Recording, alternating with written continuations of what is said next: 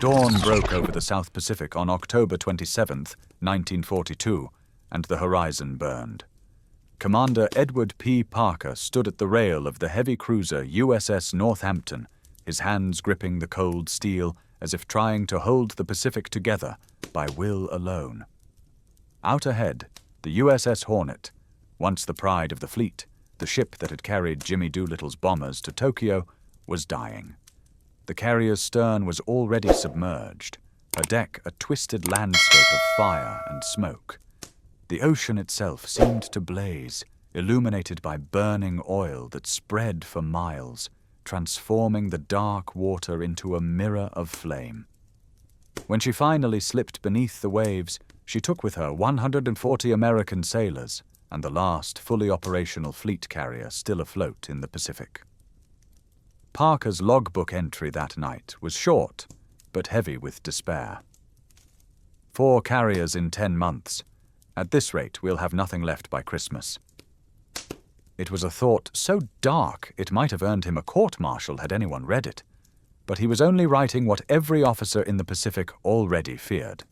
The Hornet's loss at Santa Cruz marked not just the destruction of another ship, but the apparent unraveling of America's naval supremacy in the Pacific, a supremacy that had seemed untouchable only a year earlier. The year 1942 had begun with optimism, a fragile sense that America could halt Japan's advance. It ended with wrecks and smoke. In just 6 months of combat, the Imperial Japanese Navy had achieved what no strategist in Washington had thought possible: the systematic destruction of more than half of the U.S. Pacific carrier fleet. The myth that Japanese industry could not match American innovation had died alongside the Lexington, the Yorktown, the Wasp, and the Hornet. From Yokosuka to Kure, Japanese shipyards were already laying the keels of new carriers, confident that they had broken the backbone of American naval aviation. But 3,700 miles away, in Newport News, Virginia, a different kind of battle was about to begin, a quieter one, fought not with torpedoes or bombs, but with blueprints, welders, and unrelenting labor. Among the hundreds of thousands of civilians mobilizing for war was a welder named Margaret Thompson. She was about to begin a night shift that would, in time, prove Commander Parker's grim prediction wrong. Neither of them could know that this moment of collapse, this hour of maximum despair, would mark the birth of an industrial miracle that would change the war, and history itself. The catastrophe had begun months earlier, in May, far to the southwest in the Coral Sea. There, USS Lexington, affectionately known to her crew as Lady Lex, met her end. She was one of the Navy's 2 great pre-war carriers, enormous ships originally designed as battle cruisers before being converted to carry aircraft. On May 8, 1942, Japanese torpedo bombers found their mark. 2 torpedoes tore into her hull, followed by 3 direct bomb hits. For hours, her crew fought the flames with everything they had. Damage control parties sealed bulkheads, pumped out flooding compartments, and battled fires that roared through the ship like living things. For a time, it looked as though they might save her. Then gasoline vapors from ruptured aviation fuel tanks ignited deep below decks. The explosion was so violent that it lifted the massive carrier out of the water. The inferno that followed made further rescue impossible. At 5:56 p.m., Lexington's captain, Frederick Sherman, gave the order to abandon ship. Moments later, Lady Lex rolled and sank beneath the waves, taking 216 of her crew with her. Sherman later testified before Congress, his words stripped of any drama. "We went to war with 7 fleet carriers in the Pacific. The Japanese started with 10. Every admiral knew the arithmetic. We couldn't afford to trade evenly, much less lose them faster than the enemy." It was a sobering truth, one that set the tone for the months to come. Barely a month later, on June 7, 1942, another blow fell, this time in the wake of what was supposed to be a triumph. The USS Yorktown, hero of Coral Sea and linchpin of the Midway victory, was mortally wounded. After being hastily patched together at Pearl Harbor in just 48 frantic hours, she had returned to fight in one of the most consequential naval battles in history. Midway saw the destruction of 4 Japanese carriers, a strategic victory that changed the course of the Pacific War. Yet even victory came at a price. The Yorktown was struck by torpedoes from the Japanese submarine I-168 while recovering aircraft. Listing heavily and burning, she lingered for hours before finally slipping beneath the surface. The Navy could ill afford such losses. Of the 7 carriers that had guarded the Pacific before Pearl Harbor, only 4 remained. Then, in September, disaster struck again. The USS Wasp, providing air cover for Marines fighting for their lives on Guadalcanal, was hit by 3 torpedoes from the Japanese submarine I-19. The explosions ripped through her hangar deck, igniting fueled aircraft and detonating ordnance. For hours she burned, columns of smoke rising thousands of feet into the air. When it became clear that the fires could not be controlled, her crew abandoned ship. The destroyer Lansdowne delivered the final mercy, a spread of torpedoes that sent the carrier to the bottom. By autumn, America's Pacific carrier force was barely a shadow of what it had been. The final blow came in late October, in the waters off the Santa Cruz Islands. The Hornet, already famous for launching the Doolittle raid on Tokyo earlier that year, found herself the focus of an overwhelming Japanese assault. Waves of dive bombers and torpedo planes descended from the clouds. Bombs tore through her flight deck. Torpedoes struck her starboard side. Her crew fought to keep her alive, patching holes, fighting fires, even attempting to tow her to safety. But when Japanese surface forces approached, the order came down to abandon ship. In the early hours of October 27th, Japanese destroyers Makigumo and Akigumo found the crippled American vessel still afloat. They finished the job with a final spread of torpedoes. Hornet slipped beneath the surface just as dawn broke, ending the most disastrous 10 months in the history of the U.S. Navy. In Washington, the mood was grim. Admiral Ernest King, Chief of Naval Operations, appeared before Congress to deliver the bleak arithmetic of the Pacific War. "Gentlemen," he said flatly, "we have 1 operational fleet carrier in the Pacific, Enterprise. She faces 10 Japanese carriers. Simple mathematics suggests we have already lost the war." Those numbers haunted every shipyard worker, every sailor, every officer in uniform. Yet, as history would soon show, the equation was about to change. What no one yet realized, not Parker watching the Hornet burn, not Admiral King in his Washington office, was that the true weapon of American victory would not be found on any battlefield. It would rise from the shipyards, from the furnaces of Pittsburgh and the assembly lines of Detroit, from the hands of welders and fitters who had never seen the ocean. It would be built not on the courage of sailors alone, but on the unrelenting labor of millions. The year of fire was ending, and with it, America's old Navy. The next chapter of the war would not be written at sea, but in steel, sparks, and sweat, the silent forge of a democracy aroused to war. Chapter 2. The Spark in the Shipyards. The wreckage of 1942 left behind not just burned ships, but a quiet, simmering rage. Across the United States, newspapers printed maps of the Pacific that seemed to grow darker with each passing month. The public was told that the fleet would recover, that America's vast industry would provide what the Navy needed. But in the shipyards, where men and women worked around the clock, the reality was far less certain. The Navy had lost 4 fleet carriers in less than a year. New ones were needed immediately, yet at that moment the United States had no system capable of building them fast enough. Before the war, a carrier took nearly 3 years to complete. In 1942, that was time the nation did not have. The Japanese fleet still ranged freely across the Pacific, and the Marines on Guadalcanal were fighting without adequate air support. The Navy's survival depended on something that had never been done before, turning shipbuilding into mass production. The idea seemed absurd. Ships were the most complex machines humans had ever built, floating cities of steel, wiring, and machinery. Each one required hundreds of thousands of parts and a level of craftsmanship that could not be hurried. Yet in December 1941, one day after Pearl Harbor, a man named Clay Bedford, a supervisor at Newport News Shipbuilding, gathered his foremen for an emergency meeting and shattered the old assumptions. "Forget everything you know about shipbuilding," he told them. "We're going to build carriers like Ford builds cars." The sentence hung in the air. Ford built cars by the thousands, with precision and speed. Ships were built one at a time, each by hand. But Bedford wasn't joking.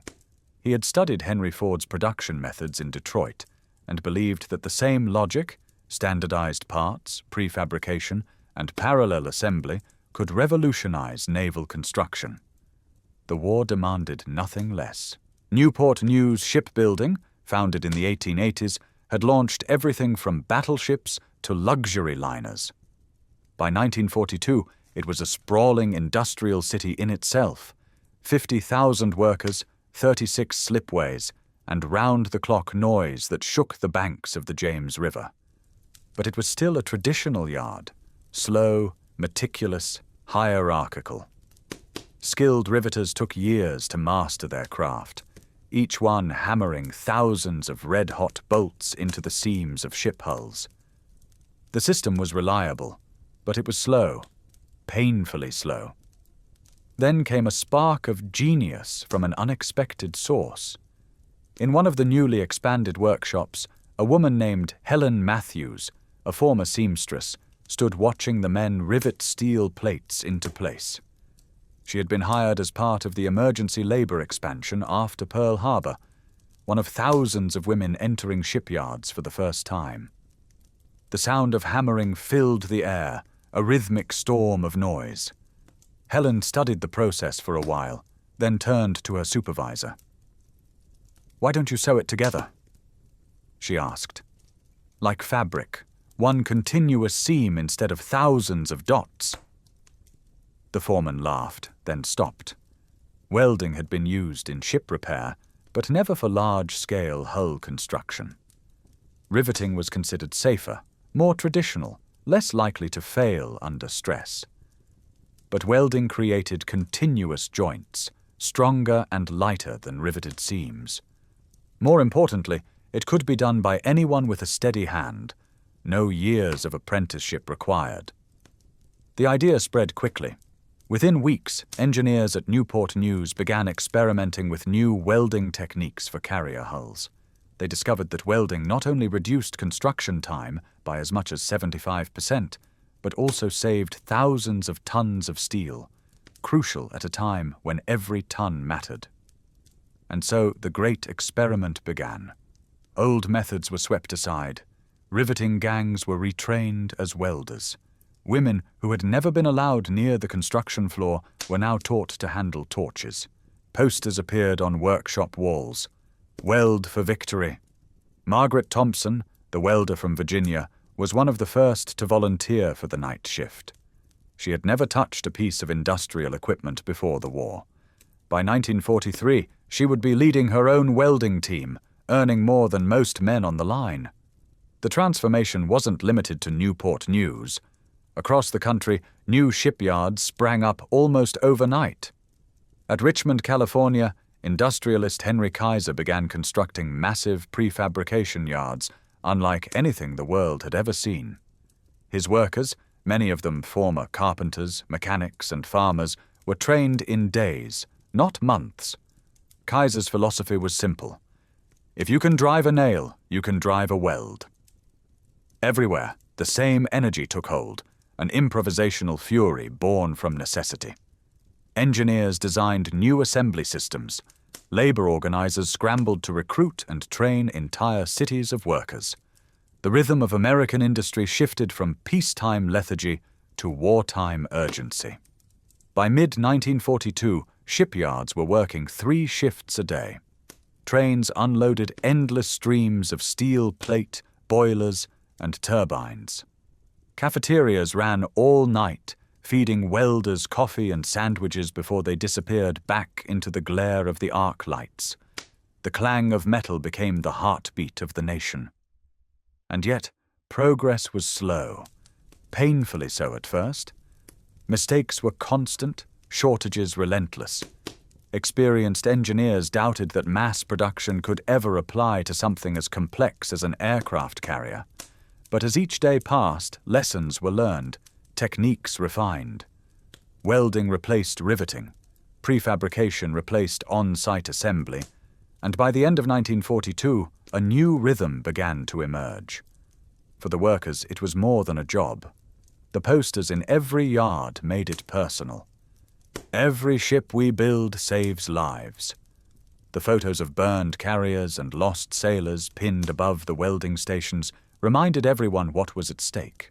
Margaret Thompson would later recall how she felt the first time she saw a completed carrier roll down the ways into the water. "It was like watching a mountain move," she said. "You couldn't believe something that big could float. But it did, and you knew you helped make it happen." The miracle had not yet reached full speed, but the machinery of American production had awakened. The shipyards were no longer building vessels by hand. They were learning to manufacture them like machines. The first sparks of that transformation would soon ignite a blaze that would overwhelm the Pacific. What began as a desperate experiment in one Virginia shipyard was spreading to every corner of American industry. Welding torches glowed in the night like 1,000 tiny suns. The nation was learning how to fight with fire, not the destructive fire of war, but the creative fire of production. The age of the rivet was ending. The age of the welder had begun. Chapter 3. The Assembly Line Armada. By the summer of 1943, the tempo of war had changed. The United States, which only months before had been reeling from defeat, now roared like an awakened giant. The shipyards that once labored to produce a handful of vessels each year were now launching them in convoys of their own, a steady rhythm of steel and flame that echoed from the Atlantic coast to the Pacific. At the center of this transformation stood a class of ships that would define the age, the Essex-class aircraft carriers. These were not mere replacements for the ships lost in 1942. They were bigger, faster, and far more capable. Each displaced 27,000 tons, carried nearly 100 aircraft, and could steam at 33 knots. They were in every sense the physical embodiment of industrial warfare, machines built by a democracy that had learned how to manufacture power itself. The first of them, USS Essex, had been laid down in April 1941, before the attack on Pearl Harbor. But by December 31st, 1942, she was already commissioned and ready for combat, just 20 months from keel to sea trials. To the old shipbuilders, that seemed like sorcery. To the new generation of welders and foremen, it was only the beginning. Across the country, shipyards competed not for contracts, but for speed records. At Brooklyn Navy Yard, a shipfitter named Giuseppe DiMaggio, cousin to the famous baseball player, led a crew that revolutionized the way aircraft elevators were installed. Instead of assembling them piece by piece inside the hull, his team built the entire platforms on shore, then hoisted them into place with enormous cranes. The change saved 6 weeks per ship. It was an idea so simple that older engineers laughed at it until they saw the results. Everywhere, innovation was blooming. The Richmond yards under Henry Kaiser began refining the prefabrication techniques he had first used on Liberty ships. Components once built directly onto the hull were now manufactured in separate workshops. Deck houses, gun platforms, even sections of the flight deck, all built simultaneously, then lifted into position like blocks in a child's construction set. What had once taken 1,000 workers a month could now be done by 200 workers in a week. Each improvement multiplied the next. Modular construction, standardized parts, and new welding procedures turned shipyards into something the world had never seen. Naval factories. Sparks cascaded like fireworks across the night sky.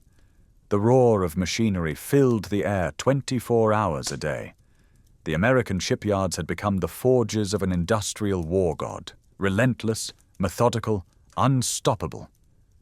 And within those glowing steel cathedrals, the human stories multiplied. At Norfolk, a Mexican-American mother named Emma Rodriguez became the fastest riveter in the yard, 30 perfect rivets per minute. At Bethlehem Steel's Four River Shipyard, a young welder named Philip A. Kellogg kept a diary of the miracle in motion.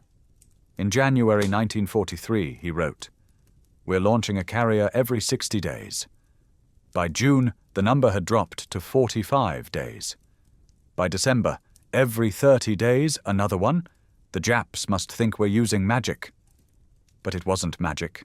It was organization. By the spring of 1943, shipyards were running with military precision. Production schedules were broken into units of hours, then minutes. Every worker, every part, every weld was timed and tracked. Mistakes were studied, improved, eliminated. The result was an almost exponential increase in speed. At the New York Naval Yard, engineers pioneered modular assembly, the next great leap forward. Rather than constructing a carrier from the bottom up, they built massive prefabricated sections, complete with wiring, plumbing, and ventilation already installed. These modules were then joined together like colossal puzzle pieces, each fitting perfectly into place. This approach turned chaos into choreography. The shipyards became orchestras of steel, their movements guided by blueprints and the relentless tick of production clocks. Standardization followed naturally. Pumps, valves, and electrical panels were all manufactured to identical specifications. A pump built in Detroit could be installed in a carrier at Newport News or Brooklyn without a single modification. What had once been handcrafted art became industrial design. And with this came the human wave. By April 1943, more than 40% of the labor force in Kaiser's shipyards were women. Housewives, teachers, waitresses, and farm wives swapped dresses for overalls, learned to weld, and took their place beside the men on the scaffolds. Posters called them Rosie the Riveters.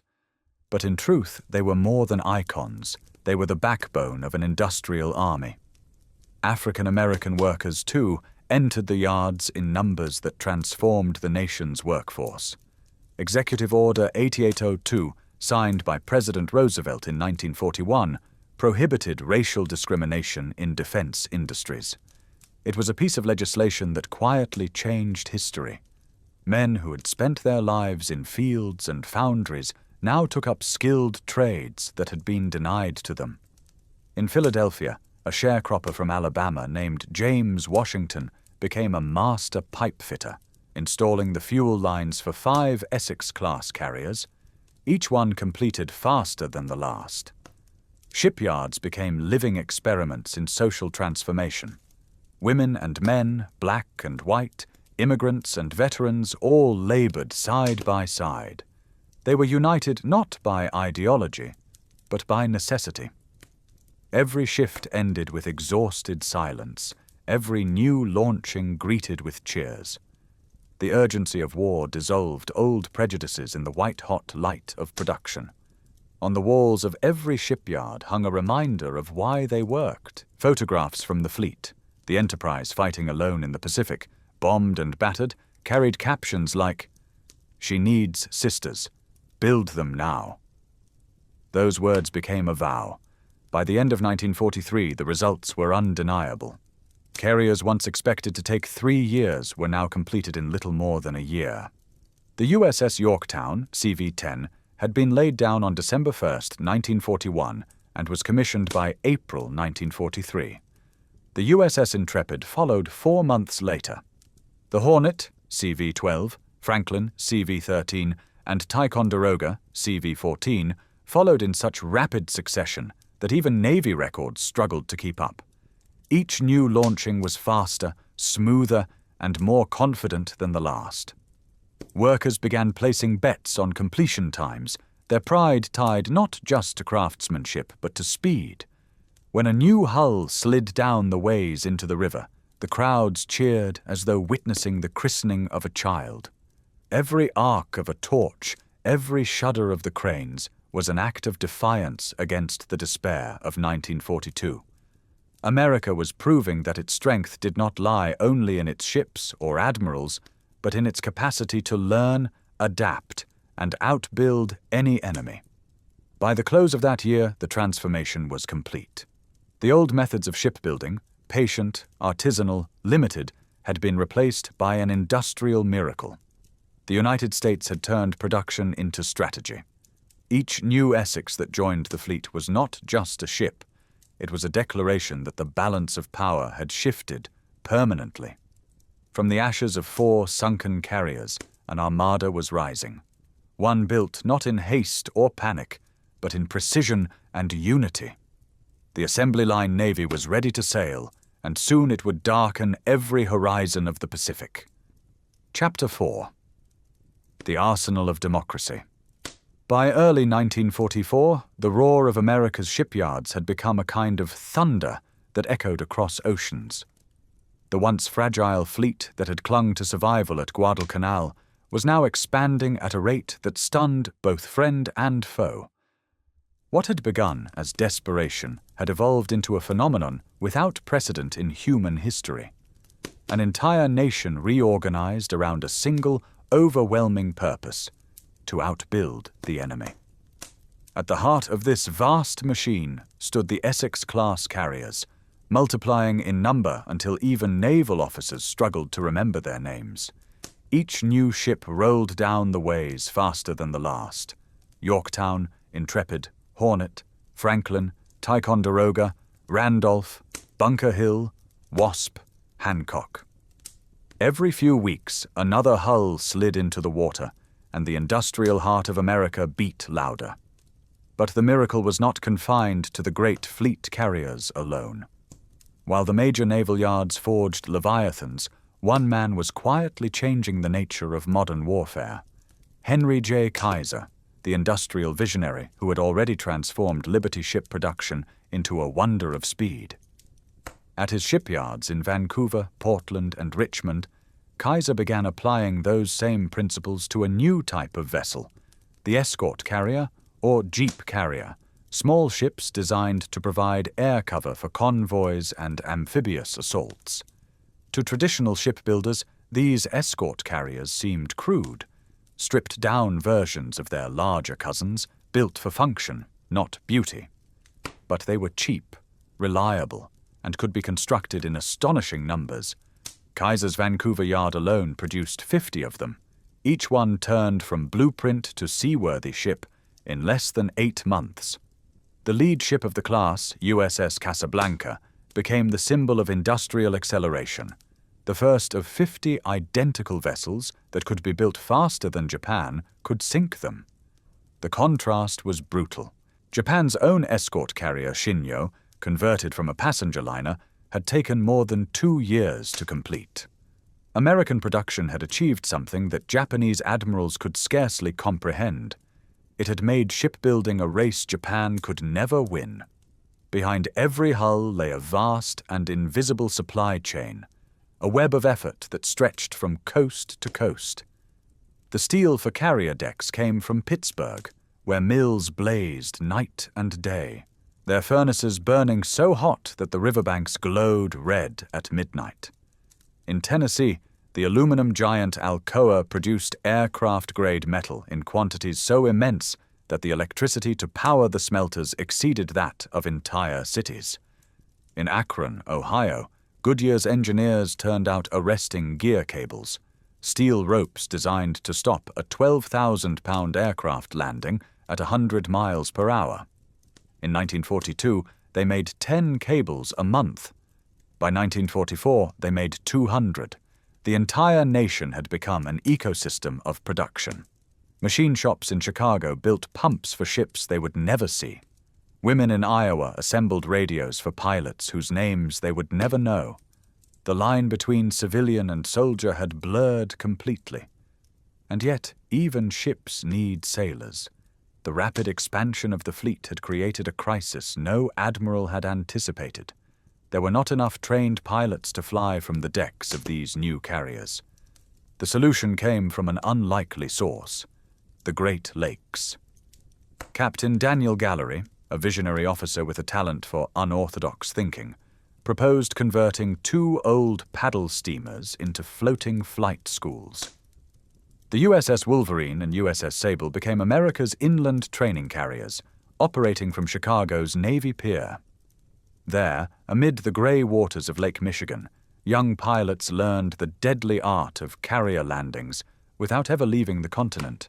By 1944, the Great Lakes carriers were qualifying 500 pilots a month, a quiet miracle that ensured every new Essex left port with trained aviators ready for war. Meanwhile, in Tokyo, the mood had changed from confidence to dread. Japanese intelligence officers pored over reports of American shipyard activity and found themselves staring into the abyss. Captain Toshikazu Omi of the Imperial Navy later admitted, "We knew the Americans would replace their losses. We estimated 6, maybe 7 carriers by 1945. The actual number was beyond comprehension." Commander Masataka Yokoyama, air staff officer with the combined fleet, wrote in his diary, "The Americans are building carriers faster than we can train pilots. Each new ship is superior to anything we possess. We are not fighting the same Navy that attacked at Pearl Harbor." He was right. The Essex class had redefined naval warfare. They carried more planes, had heavier armor, faster engines, and better damage control systems. They could absorb punishment that would have destroyed earlier ships. For every carrier Japan sent to sea, America launched 2 more. By June 1944, at the Battle of the Philippine Sea, the consequences became clear. Admiral Jisaburo Ozawa commanded Japan's remaining carrier force, 6 ships, many with inexperienced pilots. Opposite him stood Admiral Raymond Spruance and 9 Essex-class fleet carriers, supported by 8 light carriers. The result was one of the most one-sided naval battles in history. In less than 2 days, Japan lost 3 carriers, hundreds of aircraft, and the last of its trained naval aviators. The battle became known among American pilots as the Great Marianas Turkey Shoot. Ozawa survived, but his fleet was finished. Years later, he reflected bitterly. It was not a battle. It was an execution. The flood of production showed no sign of slowing. By January 1945, American shipyards were operating at a tempo that seemed beyond human capacity. At Brooklyn Navy Yard, 3 carriers were under construction at once. At Newport News, 6 separate hulls stood in various stages of assembly. The USS Lake Champlain would set the ultimate record, launched and commissioned in just 15 months. The price was steep. Accidents were common, and the pace unrelenting. Over 3,000 shipyard workers were killed during the war, their sacrifices largely unheralded. At Fore River Shipyard, a crane cable snapped in 1944, killing a worker named Patrick O'Brien. The next morning, his wife Margaret, also a welder, returned to take his place. Her words became a kind of shipyard gospel. "Every ship we don't build means more gold stars in windows." As 1945 dawned, the results of this relentless labor could be seen from orbit, if anyone had been there to look. From Pearl Harbor to Ulithi, from Guam to Leyte, the Pacific shimmered with steel. The Navy that had once clung to survival was now an armada so vast that no enemy could hope to destroy it. When the Japanese surrender delegation arrived in Tokyo Bay on September 6, 1945, they sailed through a corridor of American carriers so numerous that they seemed to fill the horizon. Over 100 carriers of every size surrounded the USS Missouri, where the documents of surrender awaited. It was a sight no Japanese officer would ever forget. Commander Tamichi Hara, one of Japan's most decorated destroyer captains, later wrote, "We had sunk 4 of their carriers in 1942, and they had replaced each one 3 times over." The arsenal of democracy had spoken, not with words, but with ships. Chapter 5. Victory Forged in Steel. When peace finally came in 1945, the Pacific lay silent, strewn with the remains of empires. From Tokyo Bay to Pearl Harbor, the waters that had once swallowed American ships now shimmered with the reflections of victory. And towering above that victory, both literal and symbolic, were the carriers. 100 of them, bristling with aircraft, lined across the horizon like a wall of steel. It was a sight that stunned even those who had built it. In that moment, the United States Navy was unlike anything the world had ever seen. 4 carriers had been lost in 1942. By 1945, 14 Essex-class fleet carriers had fought in combat, with more still waiting at their moorings. Behind them stood 9 Independence-class light carriers and 71 escort carriers, a swarm of floating airfields that could strike anywhere, at any time. The Japanese, once masters of the Pacific, now possessed only 6 carriers, most damaged, all short of trained pilots.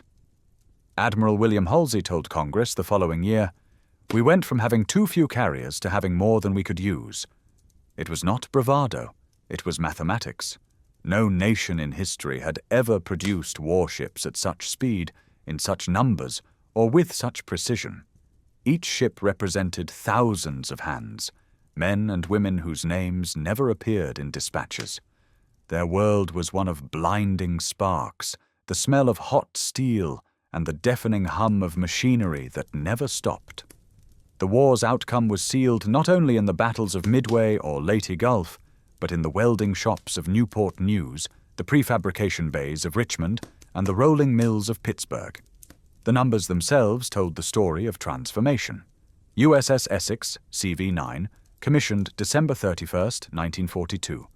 USS Yorktown, CV-10, April 15, 1943.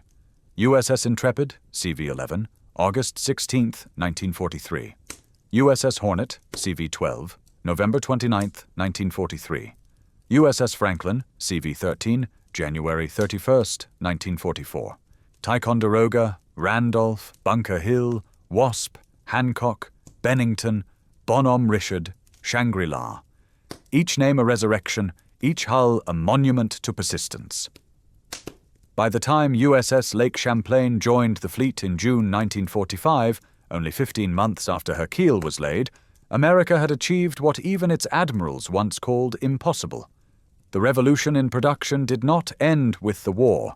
The techniques forged in those desperate years, modular construction, automated welding, assembly line shipbuilding, became standard practice for a generation.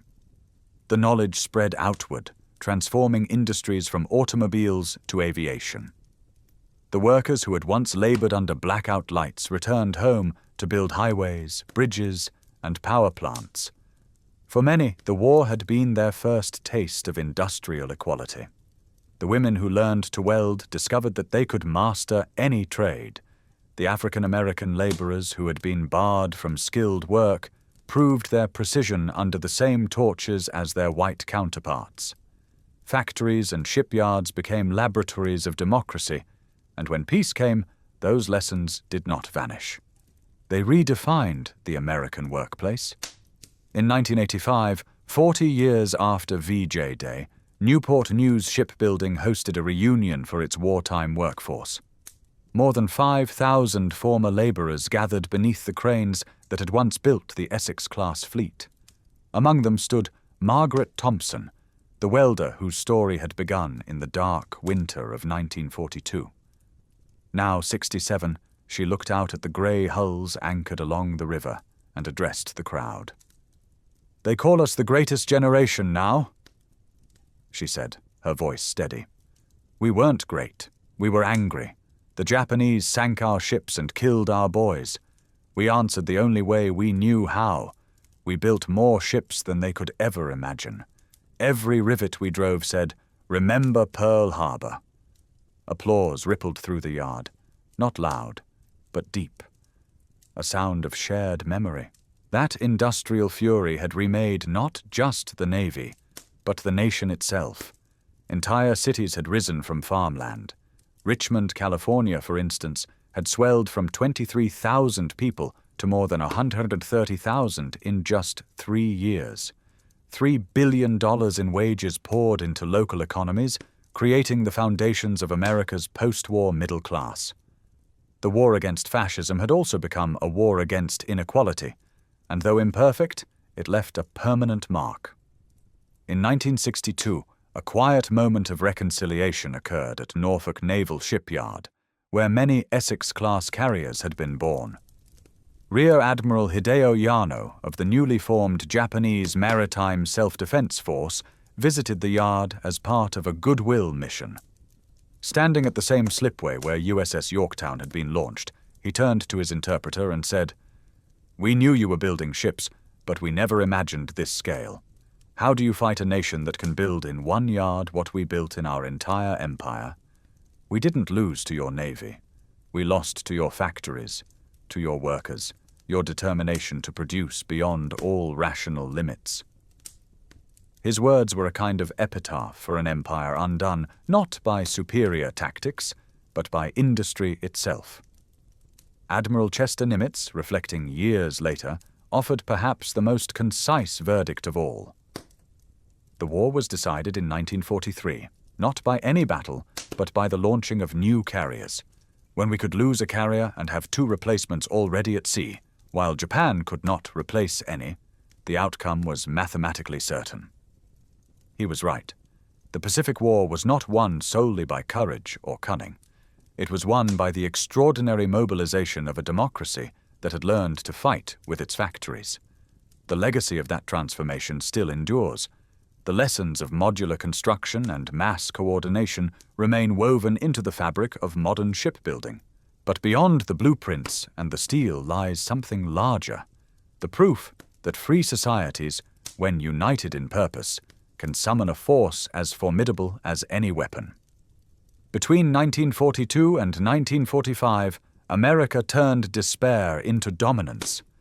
From the ashes of 4 sunken carriers rose 14 Essex-class warships that sailed into history, a testament to what collective will can forge when survival itself is at stake. They did not merely build ships, they built victory, they built freedom, they built the future. And in the quiet halls of Newport News shipbuilding, the memorial still bears the words that define their achievement. Here, American workers answered tyranny with steel, fascism with freedom, and defeat with the greatest production miracle in human history.